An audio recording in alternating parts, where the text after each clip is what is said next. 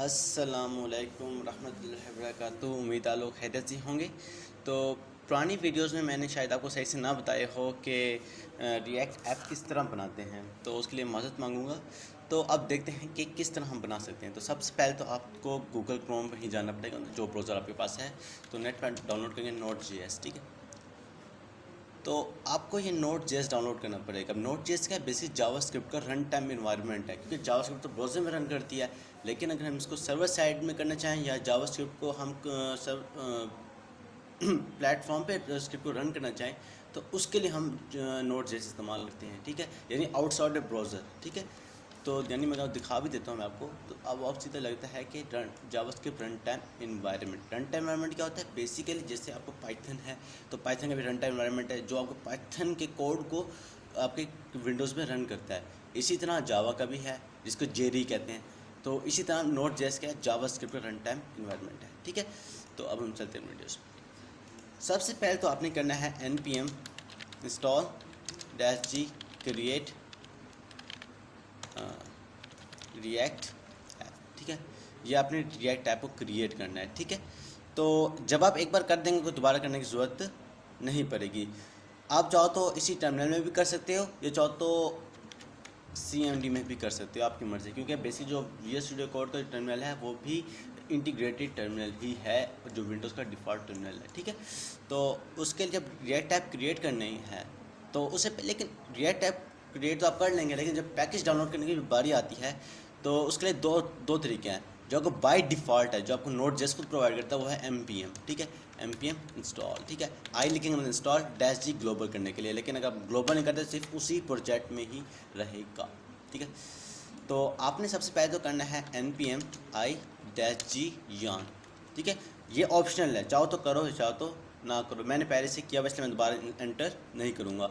yarn क्या है? Basically package manager है, जिससे आप कोई पैकेज इंस्टॉल कर सकते हैं। जो इंस्टॉल करने का तरीका होता है npm i और पैकेज नेम, ये इसका सिंटैक्स है, पैकेज, ठीक है।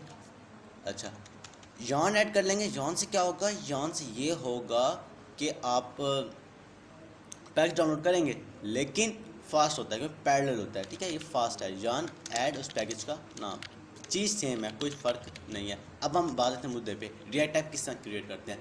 तो उसके लिए आपको कमांड रन करनी है npm, ठीक है। मेरे पास, हाँ, npx, सॉरी, npm नहीं, npx क्रिएट रिएक्ट ऐप, ठीक है। तो मैं ज़रा जूम भी कर देता हूँ, क्रिएट रिएक्ट ऐप। अच्छा, इसका मैं नाम दे देता हूँ, मैं कह देता हूँ फर्स्ट प्रोजेक्ट। जब मैं एंटर करूँगा तो ये मेरा प्रोजेक्ट डाउनलोड हो जाएगा। तो make sure that you have internet, ठीक है। आपके पास इंटरनेट होना लाजमी है, ये डाउनलोड बेसिकली करेगा। तो इसमें ज़रा 5 मिनट भी लग सकते हैं, तो हम ज़रा वेट कर लेते हैं।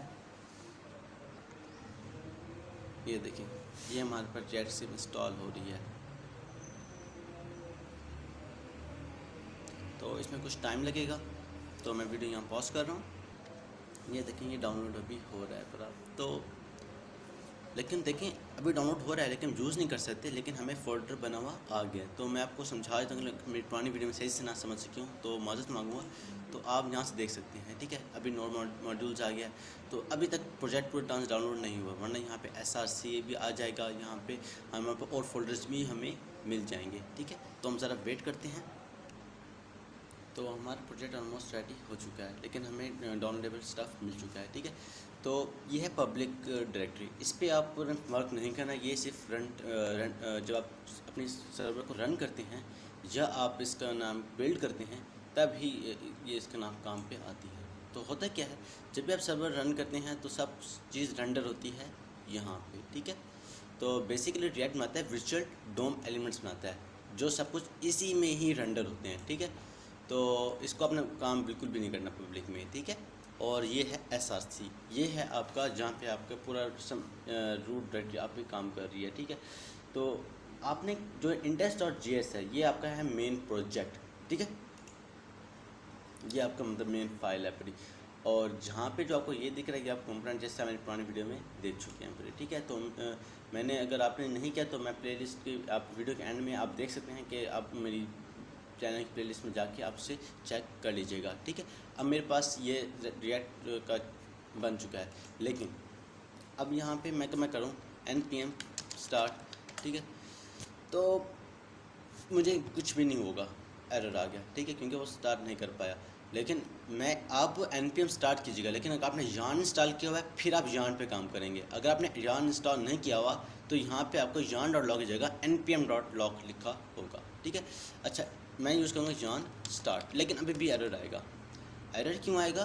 क्योंकि उसने package.json फाइल को नहीं ढूंढ सका, जो बेसिकली फाइल ये है। अब package.json फाइल क्या है? ये आपकी कॉन्फ़िगरेशन फाइल है, जो आपको पूरा आपका जो नोड मॉड्यूल्स में जितने भी आपके मॉड्यूल्स हैं उन सबको कॉन्फ़िगर करती है कि ये मॉड्यूल पड़ा भी है और इसकी वर्जन कौन सा इस्तेमाल हो रहा है, ठीक है। लेकिन ये उसे लुक नहीं कर रहा है, क्योंकि हम इस टाइम सी चार्ट में घूम रहे हैं, ठीक है। अब मैंने इसको चेक करना है, तो उसके लिए मैं लिखूँगा, इस डायरेक्टरी में जाऊँगा cd प्रोजेक्ट, ठीक है। अब मैं करूँगा yarn स्टार्ट। अब मैं जब स्टार्ट करूँगा तो मेरा सर्वर रन हो जाए। तो देख सकते हैं आप, ये मेरा सर्वर रन हो रहा है इस टाइम। तो ये देखिए, ये हमारा सर्वर रन हो रहा है। अगर आप इसको सर्वर को बंद करना चाहते हैं तो उसके लिए सिर्फ Ctrl+C दबा दें, तो ये सर्वर बंद हो जाएगा, ठीक है। Thank you. अगर मैं इसे दोबारा अगर चेक करूँ तो यहाँ पे एरर आ जाएगा, क्योंकि मैं सर्वर इस टाइम बंद कर दिया, ठीक है। Thank you.